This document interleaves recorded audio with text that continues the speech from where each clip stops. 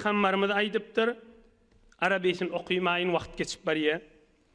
Bir adam şuurun Peygamberimiz sahabaların arasında açık qıyğırıp aydan görürüňiz. Bir adam hewere suw sap barýarmyşdy. Türkmen adam suw sapa näme diye tefsir edi diye. Gaty tefsir ep barýarmyşdy. Aham, öwünnemir quyu çykypdyr. Quyuň içinde suw varmış, bedere tanap ýokmuş. Bir rivayette şu adam zinanamışdı. Kayste olsa onun işimiz yok. Ya erk adam ya zinanadı.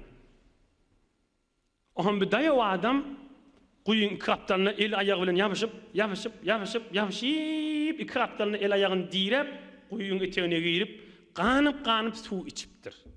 Peygamberimizin mübarek ağzından çıkan hikaye qissaşy. Aham yu şahsdan haberdar bolup quyudan çıkypdyr.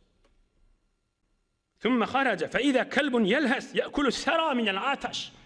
Taşerik çıksa gördü bir it lehleptu. Yer gazyp, yer peşip, yerin eteğine öyle diline girip, gumy çeýnäp, şeýle lehlep duranmış. Ve men suw işim ýal bir de suw saptyrdy. Hudaýa näjer bolarkam, niyeti gawy adam. Hudaýyň yaradan bir it de bolsa ýakşylyga deýinip, aýagyny ädigi jyrmygy barmyşdyk. Şon çıkarıp ağzına alıp qaytadan quyuň içine girip ağzı bile doldurup ağzı bilen suwu çıkarıp itin öwüne koyupdyr.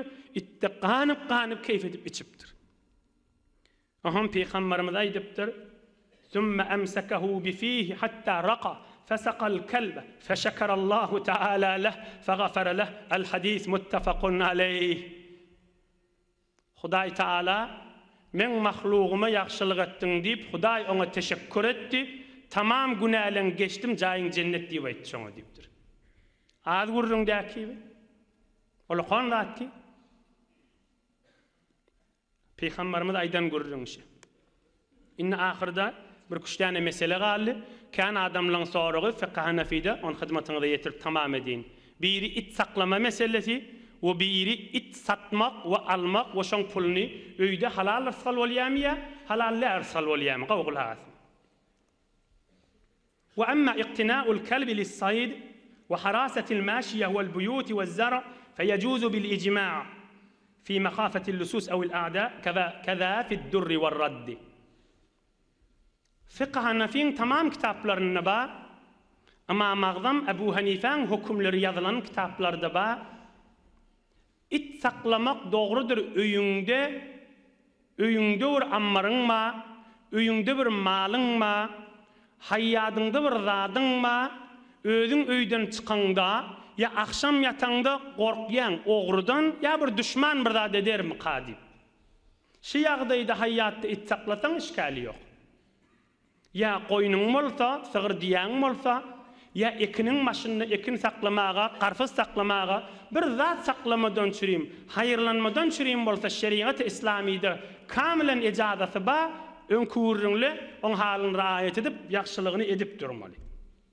Ine bir ýagdaýda hiç işgali ýok boldy. Ýöne oýnaşmadan çürüm, saklaşyp, ýöne öýde saklap sergermi diýip saklasa, öýe ferişte girýän näldir, öýe bereket gelýän näldir, dogry zat däldir. وأما بيعه ويجوز بيع الكلب المعلم وغير المعلم في ذلك سواء كذا في متون الفقه الحنفي. it satmak hiç işgali yok fiqh Hanafi'de Ebu Hanifeň hukmuşy. Talim berilen, terbiyet berilen it bolsun ya talim berilmedik it bolsun. İkisinin de işgali yok. Satmagyň we almagyň, o şonu alyp satanyň menen ol dogry däl, haram mamla diýip bolýan däldir. Ve ahyrky mesele bir yarık it qafin ağzında durýa, geçen adam mızahım näme etmeli? Oglan geçse de mızahım, adam geçse de mızahım, zinane geçse de mızahım. Ulu oba qaýgy daşa. Law kana li rajulin kalbun aqur ya'uddu kullu man yamurru alayh, fali ahli al-qaryah an yaqtuluh. Bir obada bir adamyň yarık iti bolsa, onu daşarda qafin ağzında goýa, geçen mızahım özünden bilen haqda aýran haq. Ovan adamsa şu iti öldürmäge ejadaty bar. Öldürjekdi bolsa ýanky Peygamberimiziň aýdanyny ýadyna salmaly. Oňa bir zat berip 3-4 güniň içinde öler ýal etmeliler. Bir zat etmeli basym ölsün. Qazidan icad alsa barından gowy, Behtaşdan icad alsa barından gowy, fiqhanafin gurjunlar haşla. Näme ýolun soraqana öldürüller bilen dünýede we ahiratda zamanatlygy ýok, şu öldürülen hiç işgali ýokdur. Şu iti. فإن تقدم أهل القرية إلى صاحبه ولم يقتله ثم عض إنسانا فهو ضامن. Yaraq iti olsa, göweripdir. Oban adam aýtýamyňa, şunyň göreni ýaryýa, göreni dişliýe, eziýet şiddiýe. O da innemese. O şondan soňram bir adamy ýarsa şo it geçip barýany, şo itin eýesi zamyndyr. Şoň wezifesi şol adamyň razyçylygyny tapmaly, şoňa harj etmeli.